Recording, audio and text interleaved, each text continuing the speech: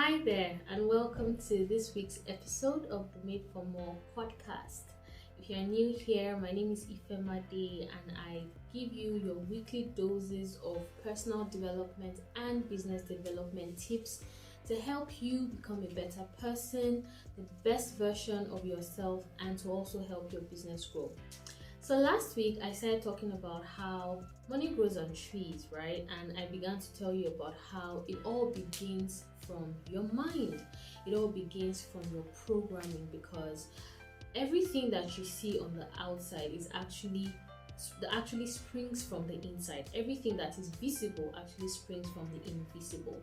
So the journey towards wealth creation and growing your wealth and becoming a wealthy person, especially as it has to do with your finances, does not begin from earning money itself. Now, don't get me wrong. You have to earn money to be able to grow your financial wealth, right? But have you ever met people who, earn good? They earn well. They probably earn from the range of 200,000 naira upward every single month. But before the end of the month, they are always broke. Yes, always broke. Or are you that kind of person? Have you ever paused to ask yourself why? Now, the simple reason why people can earn income but are not able to grow their wealth, are not able to develop their net worth over the number of years they've worked. Somebody has worked 5-10 years but really doesn't have so much to show for it. The reason why this happens is because they have the wrong mindset programming.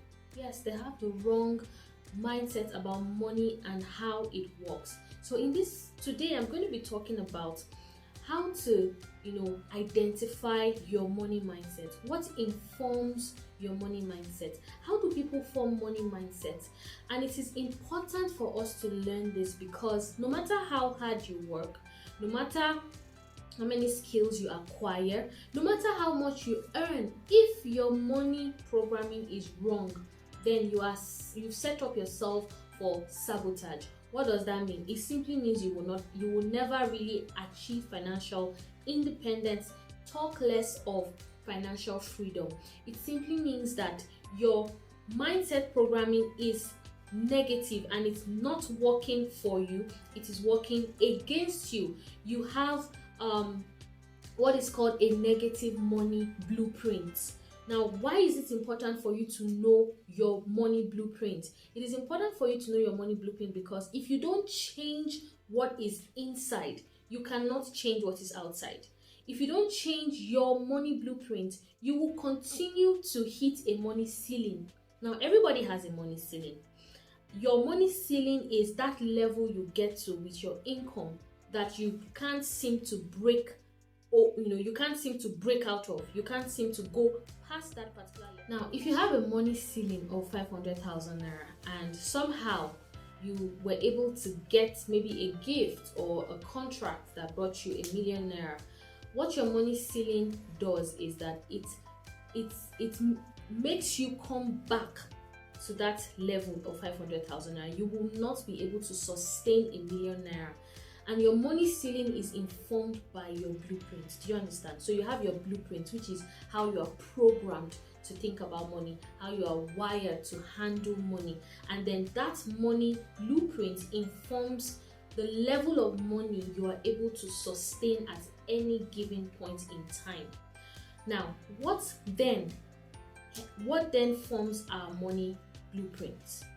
You can also call it your money mindset or your money programming. Now, there are three major things that inform your money mindset or your money blueprint or your money programming. And these three things actually spring from childhood. Now, it might be interesting to note that you have actually not changed.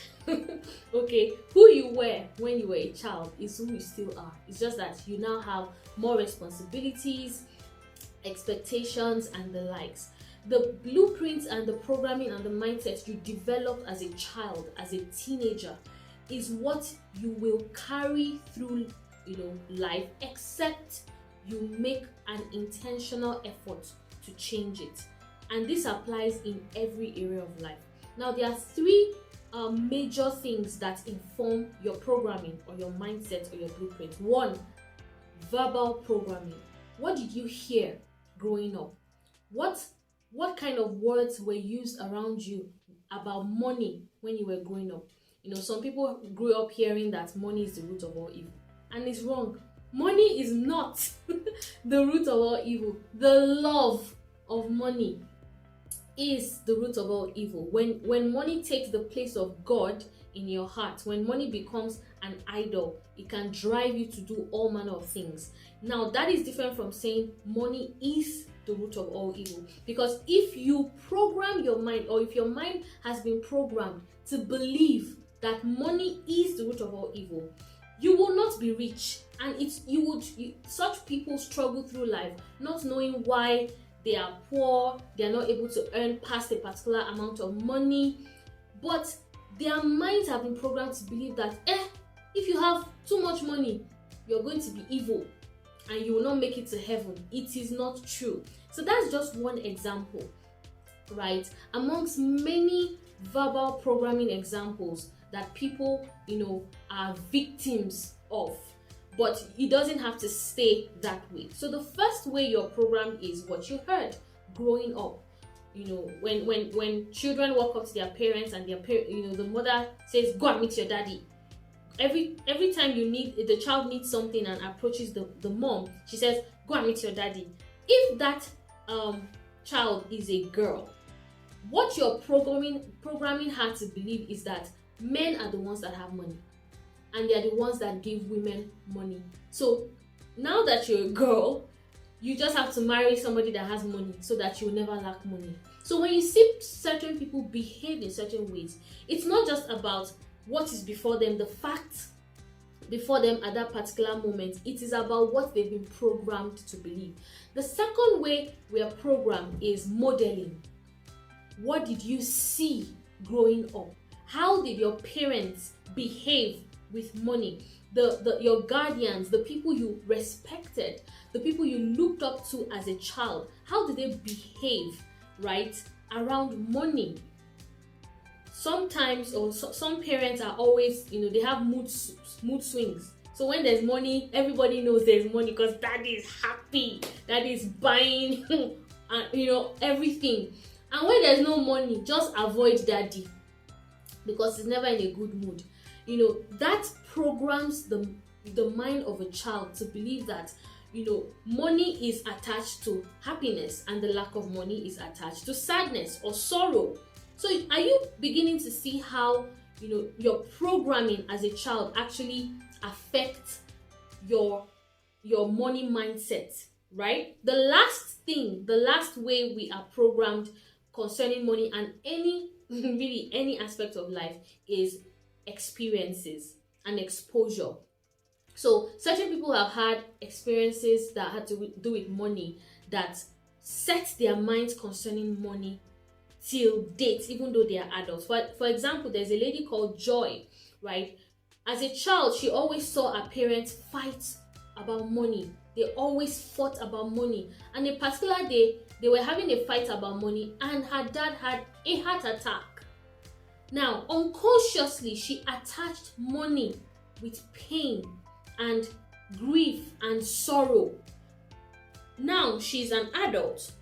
First of all, she became a nurse. Little wonder why she became a nurse. She was still trying to save her dad, right? Unconsciously. So, some major decisions we make in life are actually based on the programming, the mindsets that we've acquired over time.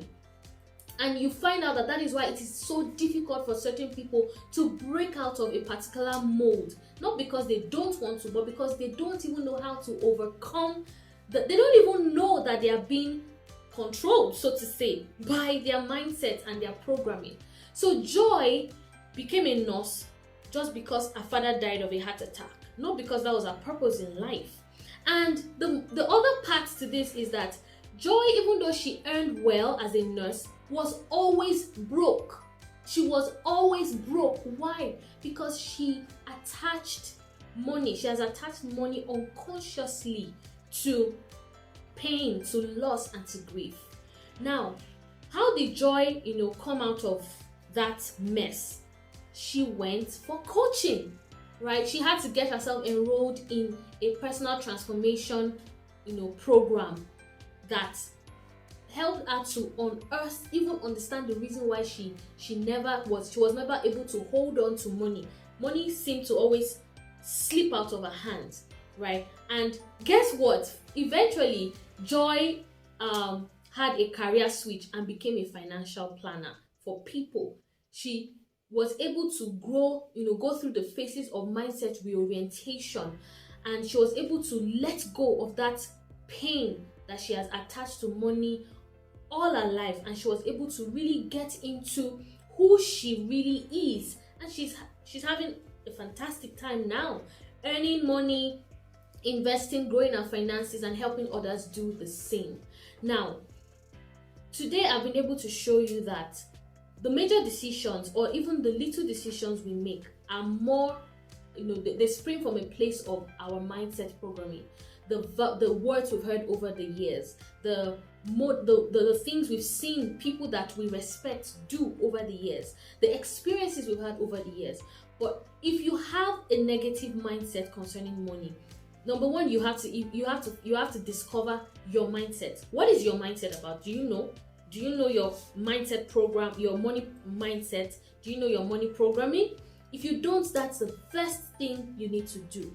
The second thing you need to do is dissociate yourself, right, from those negative mindsets. Now, sometimes we say, oh, I'm not going to be like my parents. I'm going to be richer than my parents. It's not enough to just say, I will not be like my parents, because you have imbibed who they are. So it's a conscious effort that brings you to the place of transformation. And in subsequent episodes, I'm going to be sharing how you can begin to dissociate yourself from negative money mindsets if you do have a negative money mindset. And even if you have a positive money mindset, how can you develop that mindset to be better, to earn better, to have better, and to do better? And then I'm going to be teaching you, after dissociating from those mindsets that have kept you where you are so far, how can you reprogram your mind? Because it doesn't end with identifying your current programming or dissociating your mind from your current programming. You have to reprogram your mind and install new mindsets that are supportive to your wealth journey. So thank you very much for watching this episode. Don't miss the next episode, because this is a journey and I hope you come on this journey with me. Thank you and have a great day.